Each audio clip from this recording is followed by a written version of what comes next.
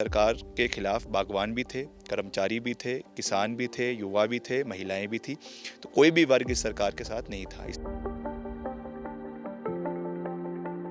मुख्यमंत्री जी चाहे कितने भी मुंगेरी लाल के हसीन सपने देख लें, मगर प्रदेश में कांग्रेस पार्टी की सरकार पूर्ण बहुमत से 8 दिसंबर को बन रही है। हिमाचल में कांग्रेस की सरकार बनती है, जिसका हमें पूरा विश्वास है। तो सरकार के जो मुखिया बनेंगे वो ज़रूर मोदी जी के पास जाएंगे और मोदी जी को भी डटकर उनकी मदद करनी चाहिए। 8 दिसंबर को हिमाचल प्रदेश में विधानसभा चुनाव का जो रिजल्ट है वो सबके सामने होगा। हिमाचल में किसकी सरकार बनेगी ये भी उस वक्त से पूरी तरह से स्पष्ट हो पाएगा। तो उससे पहले का ये जो समय है, हमारे जो पॉलिटिशियंस हैं इतने काफ़ी लंबे अरसे से बिजी थे जनसभाओं में, रैलियों में जन समर्थन जुटाने के लिए। तो क्या कर रहे हैं वो इस खाली वक्त में? टेंशन है रिजल्ट की या फिर नहीं? अभी हमारे साथ यहाँ पर मौजूद है कांग्रेस के तेज तर्रार नेता है, अभी स्टार प्रचारक भी थे कांग्रेस पार्टी के, विक्रमादित्य सिंह हमारे साथ यहाँ पर मौजूद है। सर, आपका बहुत बहुत स्वागत है डेली। Thank you very much. जी। सर, रैलियों में आप लोग काफ़ी बिजी रहे, हमने देखा भी जनसभाएं आपने जनसभाओं में आप गए, लोगों से भी मिले, काफ़ी बिजी आपका एक शेड्यूल रहा है। तो अभी आजकल सर आप कैसा अपना जो टाइम है स्पेंड कर रहे हैं? क्या आजकल आपकी जो दिनचर्या है वो रहती है? आजकल थोड़ा सा क्योंकि पिछले काफ़ी दिन बहुत व्यस्त थे, मगर अब थोड़ा सा रिलैक्स है। तो उसमें हम डेली जो हमारे जो साथी है, कार्यकर्ता है और हमारे पार्टी के सहयोगी भी है पूरे प्रदेश में, उनके साथ वार्तालाप करते हैं और जो आगे एक्सपेक्टेड रिजल्ट्स है उसके ऊपर भी चर्चा करते हैं। उसके साथ हमारा जो एक घर का दिनचर्या है, मैं थोड़ा फिज़िकल फिटनेस में विश्वास रखता हूँ, इसलिए रोज़ सुबह जिम जाता हूँ। और पीछे इलेक्शन के समय में बुक्स भी नहीं पढ़ पा रहा था, तो थोड़ा रीडिंग करना भी शुरू किया है। मैं नॉवेल्स में और हिस्टोरिकल बुक्स पढ़ने में भी विश्वास रखता हूँ। तो पहले भी काफ़ी रीडिंग करता था, मगर चुनाव इलेक्शन के समय में मौका नहीं मिल पाता था। तो आजकल शिमला में मौसम भी अच्छा है, धूप भी अच्छी लगती है, तो थोड़ा रीडिंग भी करते हैं, थोड़ा टीवी देखते हैं, थोड़ा फैमिली के साथ समय बिताते हैं और आगे 8 दिसंबर की इंतज़ार कर रहे हैं सब। जी। तो अलग-अलग जगहों पे भी आप चले गए, अलग-अलग विधानसभा में आप घूमे एज़ अ स्टार प्रचारक। आपने क्या देखा? किस तरह की चीज़ें वहाँ थी? लोग क्या मुद्दे ज़्यादा आपको लगे लोगों के बीच में थे इस बार?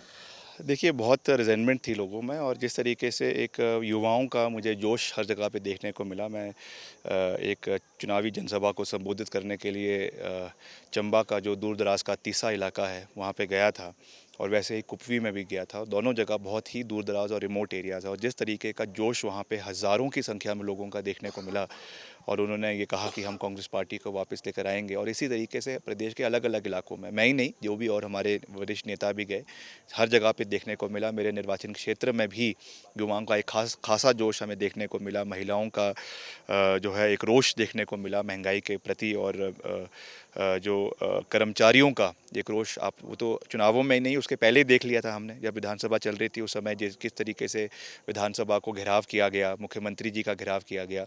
तो उससे ये साफ है कि सरकार के खिलाफ बागवान भी थे, कर्मचारी भी थे, किसान भी थे, युवा भी थे, महिलाएं भी थी। तो कोई भी वर्ग इस सरकार के साथ नहीं था। इसलिए बात स्पष्ट है, मुख्यमंत्री जी चाहे कितने भी मुंगेरी लाल के हसीन सपने देख लें, मगर प्रदेश में कांग्रेस पार्टी की सरकार पूर्ण बहुमत से 8 दिसंबर को बन रही है। जी। क्या लगता है सर आपको कितनी जो सीट्स है कांग्रेस पार्टी हिमाचल में यहाँ पर लेकर आएगी? देखिए, सबके अलग-अलग पैमाने हैं और जितने भी सर्वेज़ के कई एग्ज़िट पोल्स भी आ रहे हैं, कई और जो हमारे पॉलिटिकल पंडित्स हैं वो भी इस पे विशेषज्ञ अपनी अपनी राय दे रहे हैं। तो सब कह रहे हैं कि मिनिमम 38 है और it can go up to even 45 to 50 के बीच में आंकड़ा जा सकता है। तो हमको ये है कि पूर्ण बहुमत की सरकार प्रदेश के अंदर बन रही है और हमारा ये अनुमान है कि 40 टू 45 सीट्स के बीच में कहीं पर भी हमारी आंकड़ा कांग्रेस पार्टी का आना चाहिए। उससे ज़्यादा मिले तो हम वो फिर उसको हम बम्पर जीत कह सकते हैं, मगर ये हमारा अनुमान है। बाकी 8 दिसंबर को जो परिस्थिति है वो बिल्कुल साफ़ हो जाएगी। जी। सर, हिमाचल प्रदेश में वोटिंग यहाँ हो चुकी है, वादे जो होने थे, जो जनता के सामने आपने जो चीज़ें लेकर जाना था वो सब कुछ सारी चीज़ें हो चुकी है। अब आगे जो ये चीज़ें आती है सर सामने कि जिस तरह से कांग्रेस भी दावा करे हिमाचल में सरकार बनने वाली है, मुख्यमंत्री का चेहरा कौन रहेगा? क्योंकि कांग्रेस में जिस तरह से कहा जा रहा है कि वो प्रतिभा सिंह जी भी हो सकते हैं, विक्रमादित्य सिंह भी हो सकते हैं, आपका इसको लेकर क्या कहना है? नहीं, देखिए, हमारा कोई व्यक्तिगत पद के लिए कोई इच्छा नहीं है, कोई लालसा नहीं है। प्रतिभा सिंह जी को मंडी का सांसद के लिए कहा गया, उनकी हालांकि उस समय कोई इच्छा नहीं थी। मेरे पिताजी का देहांत हुए केवल कुछ महीने हुए थे। किसी भी धर्मपत्नी के लिए इतने कम समय में उस सदमे से उबर कर आना, फिर चुनाव लड़ना एक बहुत कठिन समय था। मगर उन्होंने पार्टी हित में निर्णय लिया और मैदान में उतरी। हालांकि सब ये कह रहे थे कि यहाँ तो भाजपा का मुख्यमंत्री जी का गढ़ है और जीतना बहुत मुश्किल है, और हमारे पार्टी के भी कुछ लोग कह रहे थे कि ये तो जो है हार होगी। मगर उन्होंने लड़े और विपरीत परिस्थितियों में लड़े और जीते। और उसके बाद सोनिया गांधी जी ने उनको एक और जिम्मेवारी दी, उनको पार्टी का प्रदेश अध्यक्ष बनाया। उन्होंने लगातार ताबड़तोड़ रैलियां प्रदेश के अंदर करी और टिकट एलोकेशन में भी एक बड़ा अच्छा इस बारी राजीव शुक्ला जी जो हमारे इंचार्ज है उनके साथ मिलकर एक बहुत अच्छा टिकट एलोकेशन इस बारी हुआ। इस बारी कई पॉलिटिकल पंडित्स ने भी ये कहा कि बहुत समय बाद बहुत अच्छे जिताऊ उम्मीदवारों को इस बारी टिकट दिया गया है। तो ये सब उन्होंने भूमिका निभाई है।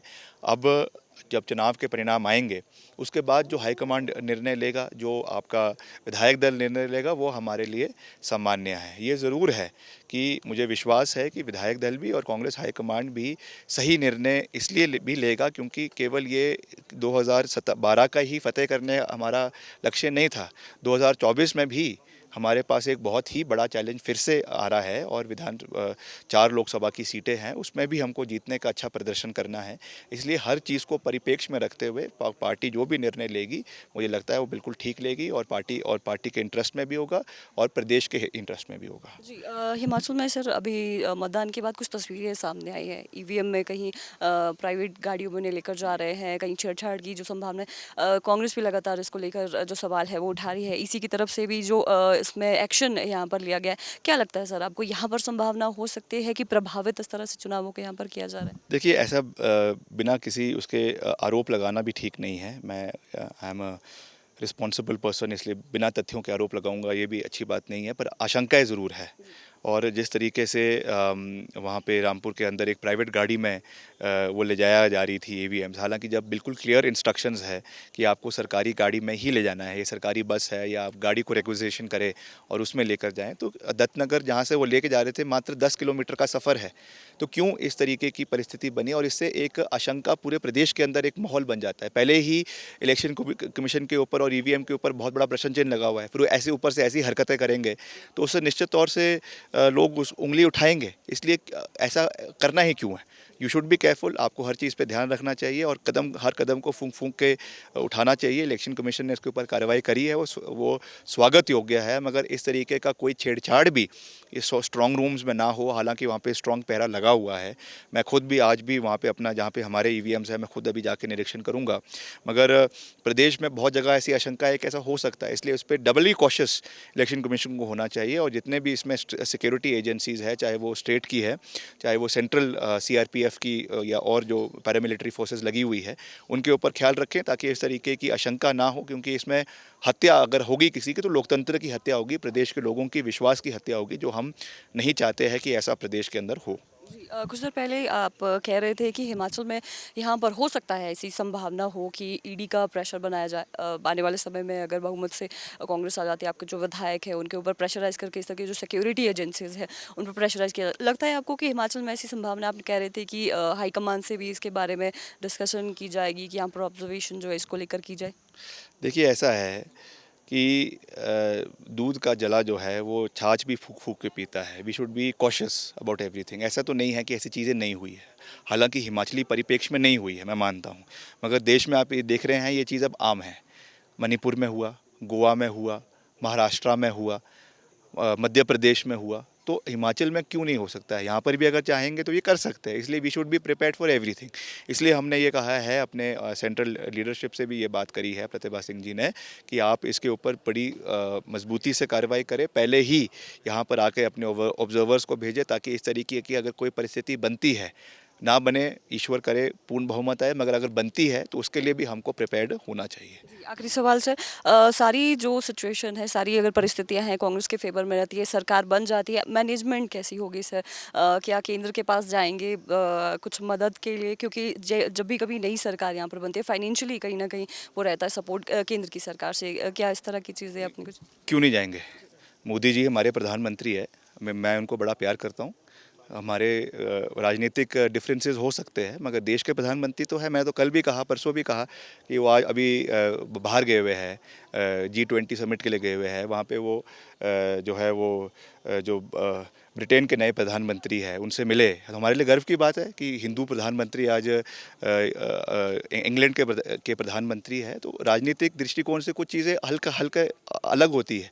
जहाँ तक हिमाचल की बात है, अगर हिमाचल में कांग्रेस की सरकार बनती है, जिसका हमें पूरा विश्वास है, तो सरकार के जो मुखिया बनेंगे वो ज़रूर मोदी जी के पास जाएंगे और मोदी जी को भी डट कर उनकी मदद करनी चाहिए।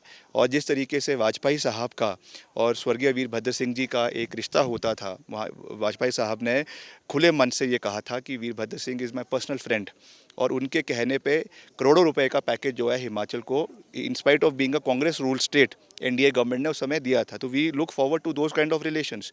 हम चाहेंगे कि जब राजनीतिक अखाड़े में उतरे उस समय बयानबाजी होती है, मगर इसके बाद तो हमें कॉन्स्टिट्यूशनल फेडरलिज्म में विश्वास रखते हैं, जहाँ पे चाहे विपक्ष की सरकार भी हो, but we have to work in coordination with the central government, और मिलकर हमें हिमाचल प्रदेश को आगे लेकर जाना है, चाहे वो भाजपा की सरकार है, चाहे कांग्रेस की सरकार है। बहुत बहुत शुक्रिया हमसे बातचीत करने के लिए। तो ये थे विक्रमादित्य सिंह जी, जिन्होंने हर एक सवाल का जवाब हमें यहाँ पर दिया है। इन्होंने भी स्पष्ट तौर पर कहा है कि हिमाचल में यहाँ पर जो परिस्थितियाँ है, कांग्रेस की सरकार बनने की तरफ यहाँ पर इशारा कर रही है। अगर यहाँ पर चुनावों को प्रभावित करने की बात की जा रही है, उसको लेकर भी सख्त तौर पर कहा कि जो चुनाव आयोग है उन्हें इस पर कड़ा जो संज्ञान है वो यहाँ पर लिया जाना चाहिए। और इसके बाद अन्य राज्यों में जिस तरह से कहा गया है कि जो विधायक यहाँ पर देखा गया है कि फेरबदल की जाती है, जो सुरक्षा एजेंसीज है उनका जो दबाव यहाँ पर देखा जाता है, वैसी सिचुएशन यहाँ पर फिलहाल नहीं है हिमाचल में। फिर भी जो हाई कमान है उनके सामने इस विषय को रखा जाएगा और उसके अकॉर्डिंग यहाँ पर किसी को ऑब्जर्वेशन के लिए भेजा जाएगा। और जितने भी यहाँ पर विधानसभा जो हल्के हैं जहाँ पर कांग्रेस पार्टी के जितने भी विधायक हैं उनसे बातचीत की जाएगी कि तमाम इस तरह की जो गतिविधियाँ हैं उन पर नजर रखी जाए। फिलहाल 8 तारीख का इंतजार यहाँ पर है, सभी लोग इंतजार कर रहे हैं, प्रदेश की जनता और जो दोनों जो दल है यहाँ पर कि 8 तारीख को क्या जो ईवीएम से रिजल्ट है वो सामने निकल कर आता है और हिमाचल में जो सरकार है किसकी बनती है। कैमरा पर्सन अनीश चौहान के साथ मैं रेशमा कश्यप, डेली पोस्ट, शिमला।